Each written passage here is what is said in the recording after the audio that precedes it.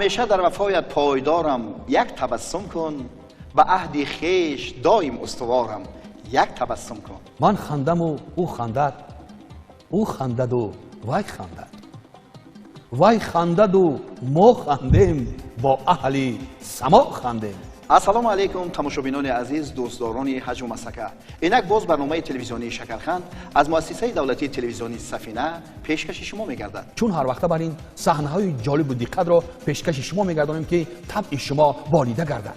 اینک صحنه اولین، تماشا کنید و حلاوت ببرید. مرحمت. همین کاوگا 10 ساعت در خاموش کردی زدن تو سیام کاوگا.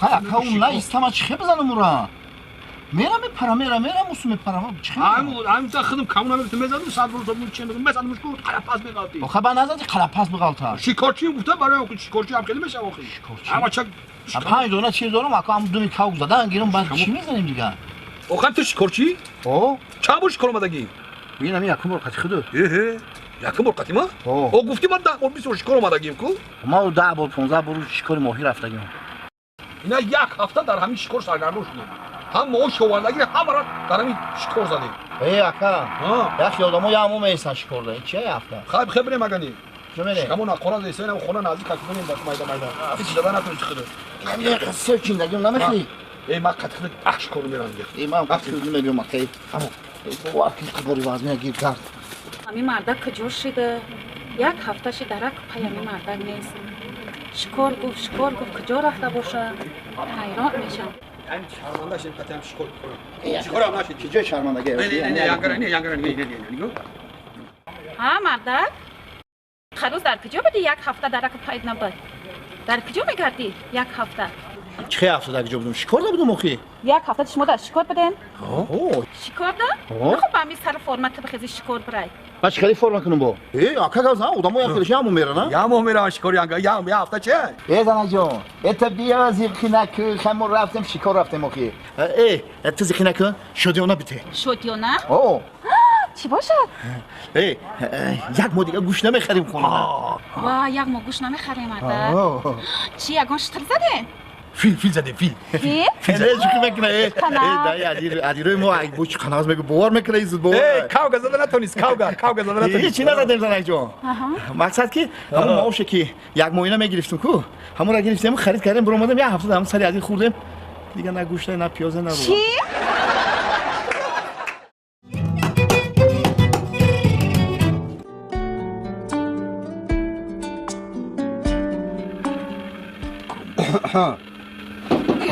السلام علیکم و علیکم السلام شما نازه چنجه بیا اومدی رئیس هم اومده امید جان عزیز وزیر چنجه رئیس خوبم اخی الحمدلله شما دیدم جان یا چه کنم نه همه خوبه میگم اکای سایه روزی درست همین فقط کینو تماشا کنی ها نه ما امید جان که همین یگون اخبار تماشا میکنم برای خبرهای نو فهمیدن تمام ما کینو رو عموما دوست نمیدارم داری کاری ما رو میدونی که اصلا استودیو اینجا نگاه انبار رو خبر گرفته سنوخه امید جان همین انبار غیر انبار خودم کو دو انبار دیگه مغازه‌ای که اون رفیقای رئیس کو همون رو خبر میگیرم میبیام همین هر روز نه شیشتم که خیلی اومد ما این پیام اومدم خبر گرفتم گفتم نگاه کنید باشه انبار رو نگاه دارم برابر چه روز دوشنبه رئیس میام آوشتون بشه وایشون رحمت امید جان این از آی چیکار خوشو نگاه کنید یا چای میکنم ها میری مال وایس فکر وایس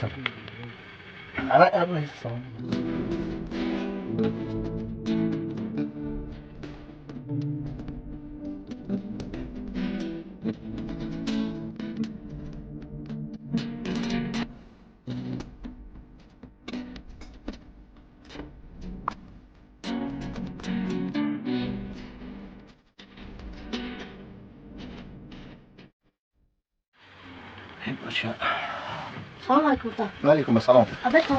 یک کندو تازه باشم کندو کنی اینجا سوزی چیه مکرون پلاو بو مکرون پلاو نه کاش که بیرون نه اینکه کندو تازه ساعت چنده ساعت 12 تو چی روز درس نرفتی روز یکشنبه امروز یکشنبه شنبه باشه بچه کم تاثیرم تو بیشتر ای نه خیلی من میخریم شد خیلی درس سوزه آخی سوزه کندو تازه بچه‌م که همه خیلی آخی خونی یا چی میشی نخونی من همین پدر باری میگردی استنسون خیلی خدا رو شکر ما تنجیمون به هر حال یکون آزمون رو اشتراک داری بچه‌م بله بله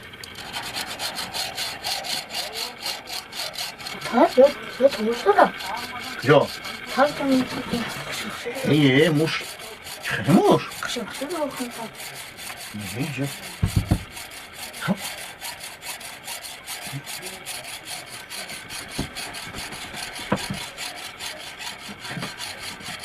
بچه نیست بچه اینجا میشید چی بچه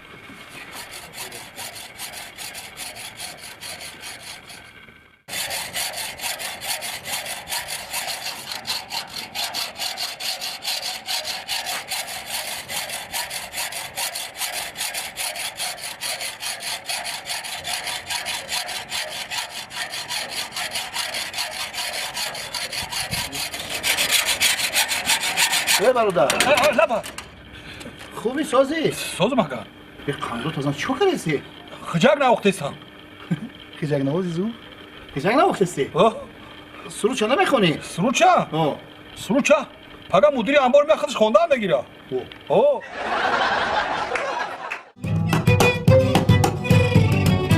غافل مشو که عمر چون کشتی در آب ایستاده می نماید و چون تیر می روند. برادر بله. او این مصرع رو برای چی قرائت کردی؟ این مصرع ها را دوستی عزیزم به خاطر آن نفرانی که به گپ و کلاچه مردم گوش می دهند و به خبر که عمرشان به سر و سامان می گذرد. بعد می بینی که اگه 70 در آمدن و هیچ کاری را به سامان نرساندن. شما گفتنید که این صحنه نوبتی در همین موضوع آفرین بله. خیلی تماشا کنیم. مرحبا. السلام علیکم علیکم السلام شل برادر عزیزم سوزی تیجی سلامت سوزه خوبه سوزه سودم خوب میتونی سلامت باشه تینجا اگه خدمت بود معلوم ایده اون خدمت بود آدم ناز میتونی سلامت باشه آدم خوب میتونی سلامت باشه چیکار کردیستم ها نفهمیدم بخیره که ما ددی پایون اینجا ام ده همو پونتره ددی ها پایون ده پایون خب زنگیرو زنگیر همو برک شود که برک شود خب اینجا دختر که تعریف کنن دختر که بیشتر تعریف کنن ده ادی همو خب تعریف شما خب بیشتر تعریف کنن گفتن دختر که نازن بعد به ده شما رفتم در چند خونه تو اومدم هم مردم درباره شهر گفتن درباره کی درباره دختر گفتن تلفن بازای در اینستاگرام های در تلفن های هر جا میره خیلی گپ گفتن خودت برادرم دختره که دیدگی نه ندیدم او نه خیلی دیدگی میشه وای نغزه وای لباسو خوشو داره وای دیدم چه با مردم گفتن که تلفن باز هر جا گرده نگیری مردم هم خیلی چیکار کنم یگو مصلحت بیتیم بگیریم نگیریم یک چی میگم مصلحت مرا قبول نکنی برادر بگیریم خود خوب بتوی امین براک ها یک ماه بگرد ما یک ماه بگرد اینا بعد از یک ماه بیو این همین من یک خواهر زیبا دارم میکنم همون رو میتونم میشه خودم همون خواهر رو میتونم میشه قبل مالکه من خب سودم خوب بتوی خود مال خود ما بسیار آدم خوب میتونیم اینه که آدم خوبی ساده میتونی گبرو میتونی سلام علیکم سلام علیکم سوزه تینجه کارو سوزه رحمت برادر رحمت نازه جگو سوزه این ما برادر با همین خود ما را خوشو کنه اومدیم همین یکیشیم که همین برادر ما را وعده کرده بودیم یه یکی چی گپ میشه و خوبی اکا خدا را شکر خیر چخیر کارو چخیر پیشروی هست کارو پیشروی همین مردم هر گام میگه با خود چی گفتن مردم گفتن که او همون تلفن باز و با هم خیلی اینستاگرام هم خیلی گفتن با این مردم خواهر ما را او ما هم را پرسیدم مردم هم خیلی گفت که در اینستاگرام های با تلفن بازی میکنه و با هر جا میره و همین ما برادر عزیز اگر با این گپی مردم کنی این همین خودت به همین بروتکای خشرود نه صاحبی زن میشی نه صاحبی خانه و در میشی نه صاحبی یگان چی من عموما خواهر ندارم ما 4 یارو برادریم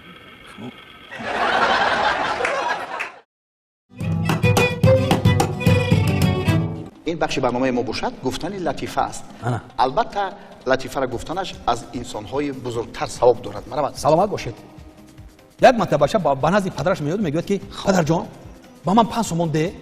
این پدرش کمتر خسیستر بوده است و گفته که 4 سومونی شما که 3 سومونی را 2 سومونی بس تا انا 1 سومونی را گیر 5 دیدم شه بقیه بیار. اوه این مرد خسیس بوده که همین صحنه پیش تماشا کردیم در باره همین گفتنی وای بوده گوش کردن مردم وقتی که انسان اگر همین گپای مردمی را گوش کنه هیچ کارش پیش نمیره. خب یک مردک اسبش رو 1000 سومانی میفروشه. بعد همین مردم جمع میشن همسایه‌ها میبینن میگن که اکا میگن اسب تا 1000 سومانی فروختی؟ میگه ها بله فروختم. اکا نخود تو هم میخونی حاضر همین یک بزغالچه می ده 1000 سومان میسه تو نخود یا اسب کلون 1000 سومان فروشی؟ بعد میگه خیلی من فروختم ده اخی این اسب من ده 1 سومان نمیارزه. بعد این مردم میگن برای چی؟ میگه اخی پاش چلاق بود میلنگید. بعد دویده کنم میرن پیش اسب خر میرن میگن ای برادرت اینه که سودا اونم بدی نخود تو هم یه اسب چلاق در 1000 سومانی بخری که اون مردک میگه که برادرها گپ در سری چی میره که در پای اسب میخ زدگی بوده من این میخ میکشم میگیرم پاش ساز میشه مشکلیش برطرف میشه.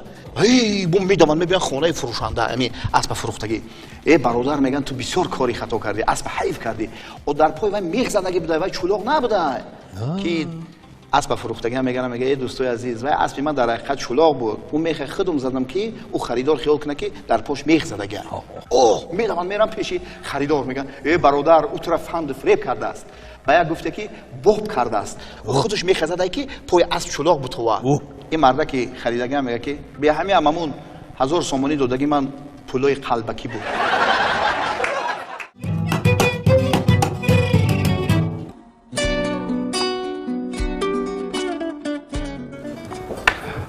Разве было сидеть? Саламат тоже? Да. Шикарно было? Не, райс. Я ум касума? Куда рай? Майс. مرحمت دارید. السلام علیکم. السلام. شما نازم معلومات اینجا سازه سلامتتون سازه میگم من رئیس همینجا باشم. رئیس آقا همینجا ده. هیچ نگفتم من باید بدونم. نه مرحمت. مرحمت. السلام علیکم. او علیکم السلام. رئیس شما نازم اینجا سلامت. رحمت. زنده باشی. سلامت باشی. شما نازم سازه رئیس. میشه شما تیم ساز. رحمت. زنده ساز کوبرو سازه. ها تراز دورین. رحمت شما نازم اینجا. هزار باشگرانه. همو زمین گفتگی رو کو. امرو. من تاخت کردم موزی رفتم من نشون میدم زمین رو در کجا هست. هی رئیس سلام باشه. سلامت باشه. سلامت. جای گرفتگی میکنم زمین بسیار زمین خوبه ده. رحمت رئیس من دیدم شما پوره. همین زمین خوبه برای ساختن خونه همین جور شده فهمیدی؟ حاضر میریم ببینیم خیلی میریم ببینیم یک بعد باز اومده بعد خیلی پگو اگر توانید بیایید با مسئله میکنیم اما گفتگی را ده گفتگی را فهم اینو یک گیرید اگر شما همین غیر روزی باشید گپ نیست ما روزی رئیس هم زمین نمیدیم خیر روزی باشید گپ نیست زمین رو گپ نیست زمین رو میبینید خیلی رفتیم همین زمین رو میریم میبینید بسیار در جای عجیب ده من دیدم خوبه ساختن من اگه برادر مو که وعده داده با وعده مو وفا میکنیم من همین استا آقا استا شروع پاسکی بده من همین دیدی زمینم بگینم جو قطی همش میخه اومدگیم خیلی پایون قطی همش همین زمین خفته رئیس این جا مایمان همش خیلی جو همش خفته رئیس همین گفتم کو بهترین زمین برای خودت میتونم رحمت رئیس رحمت چبیو ما 8 سوتیک نه 16 سوتیک دادگیم خدا رئیس یک تایده شیر ده شیر هی اینجا باید وایش نیست کو دیوار بو نکنی امرو این ده رئیس ما بیگونه چیزی بیگونه ما لازم نه همه خیلی رفتگی همه خیلی هم با همین پایان رئیس جان میریم تمام ما گفتگی تیار میکنیم من خوشی داخل زنده باشه رئیس من گفتم بهترین زمین ختم میکنم سلامت باشه رئیس سلامت باشه سلامت باشه سلامت باشه من میندو ما خدمت شما را میکنم زنده باشه مرحمت دارید. السلام علیکم. السلام علیکم. اپا جان شما نرزه. رحمت. ما را همین رئیس انتظارم. مرحمت دارید. رئیس سلامت باشه سلامت باشه.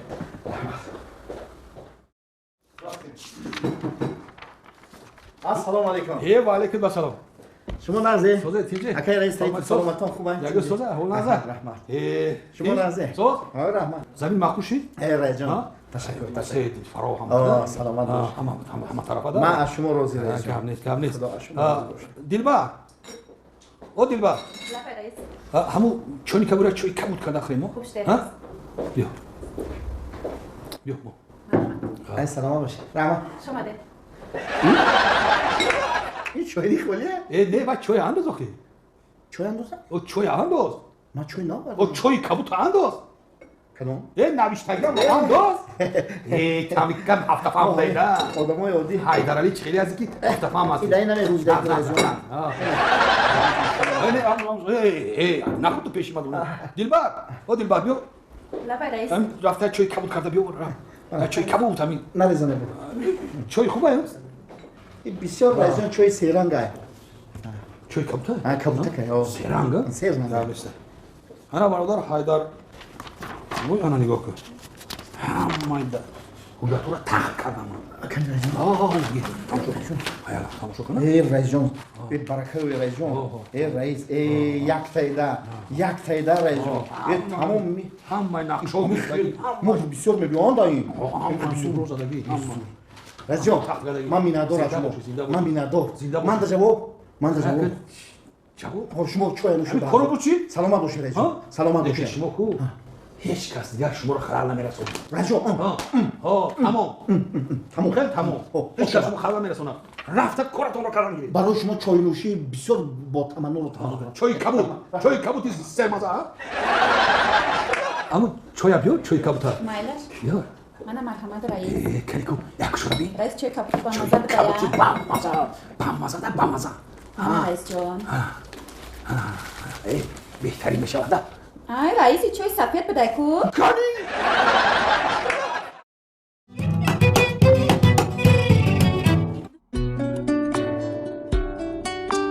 ای بچه او نپری این موقع پوچور میشکنه او پنجم اوشونه نپری بو بیس بی یادک به حیتالی نورالی شرالی بودم این شوکزا بودم اینجا بیدامن بیگنه و بیوره عجولا بیوره بی شوکر بیا اینجا اینجا برای اینجا بازی انجام نه خفی کلام شه اینا بچه‌ام چیستم دارم انجام دیدم بچه کی؟ بچه‌ام چیست چند تا نبزنی یا وزارت فوق‌العاده نیست بچه ما دادر راست بخیر کدو نزن کارگرش من است هم خفه میشوه یا که بالاتر بخطوشه میشه خیلی اکا اون مشتری ما اون خونه سوخته همو 110,000 دپازیت و 100,000 دیگه قرض گرفته که بانکی ما بسوزیم اون نسوزه اکا نسوز بپر